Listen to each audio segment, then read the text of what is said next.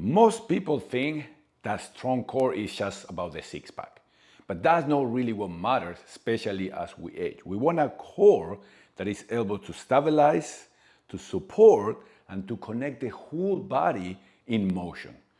Today, the drills that I'm going to be sharing, I'm going to share 4 drills.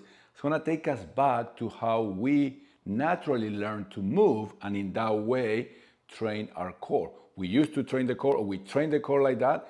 Now we're going back there to restore the core.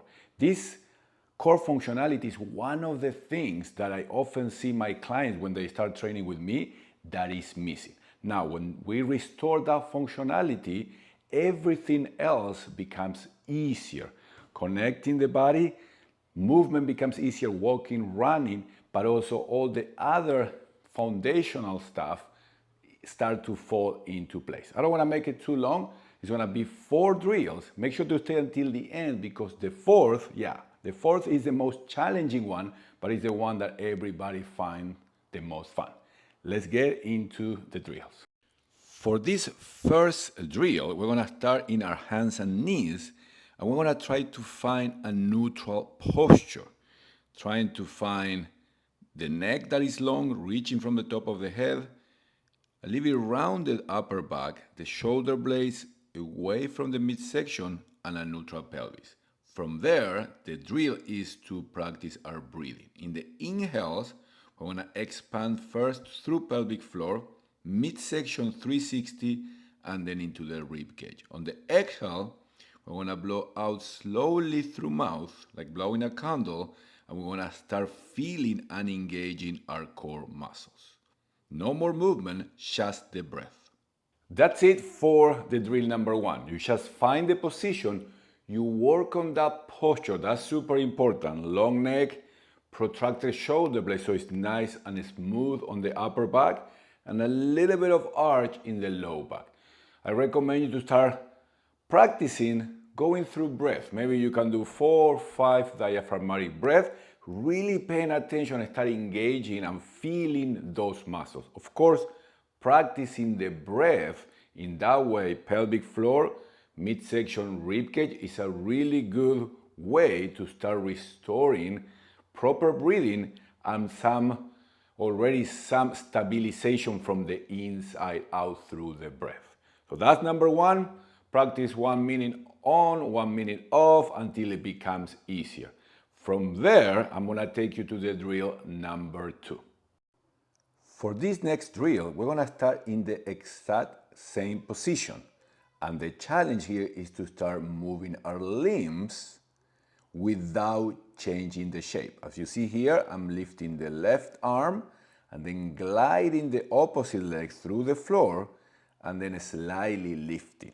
This is something that you may have done before, but very differently. Here I want to keep the same alignment, moving from 4 points or 6 points of support to just 3. Very challenging to do it properly. Try to keep the breath and notice if you're able to keep the balance, the stability through the whole body without changing the curve of your spine, without tilting the pelvis. Because if it is challenging, I want you to only do 6 to 8 reps max before taking a break. Now we're taking things to the next level. Now we're going to tuck the toes under, we're going to corkscrew the arms, so externally rotate the shoulders, and keeping the same shape, we're going to lift our knees off the floor. Here, we're going to try to practice at least 1 or 2 full breath cycles. Now your core should be really working here, and you should feel it through the inhales and also, and even more, through the exhales when everything comes back into the center. Don't overdo it. Notice your neck, notice your face. You're going to start adding 1 breath at a time, do 2 breaths, just notice how the body feels. Of course, if it's painful, then you regress to the previous one. So as you see, these are no complicated movements. They're very simple, they're very natural, but they're not easy to do if we try to keep that alignment. That is the job of the core and the stabilizers muscles, So I don't want you to do them for long. Keep them short and notice how long can you keep these positions and add the movement. First, reaching, so making yourself longer and reducing the point of support. Then, coming back to the quadruped position and just lifting. We start building core functionality, but strength in that position. And now, I'm gonna take you to the fun one, the last 4 and 5 movements for today. So again, the same position, we're gonna lift the knees and we're gonna start crawling. The goal here is not just to crawl, but is to crawl while keeping the shape. Not easy at all. Trying to minimize any up and down, any side to side. We can do it forward, we can do it backwards. But as I say, this may be a little bit too challenging, so I want to show you this next movement where the hips are high. I like to start all my clients with this bear crawl.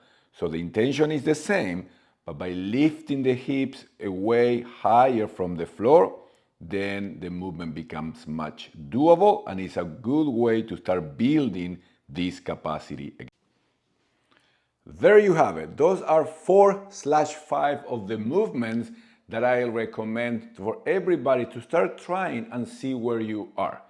Spend time, notice, focus on the quality. Sometimes a common mistake is to just go through the motions, spend time, but not really taking into consideration our position. The goal here is to start building a core stability, core strength, and start building a more aligned body that then is gonna have an easier time to do all the stuff that we do, like walking, running, playing a sport, lifting, throwing, all of those things. Please let me know if you have any questions. Of course, skip if anything is painful or feel too much for you at the moment. That is also very important. We don't need to go through any of the stuff that feels too much. Let me know how it goes. Let me know if you find this video valuable, if you want me to do more of this. That is it. I hope you enjoyed. Thank you, and I will see you soon.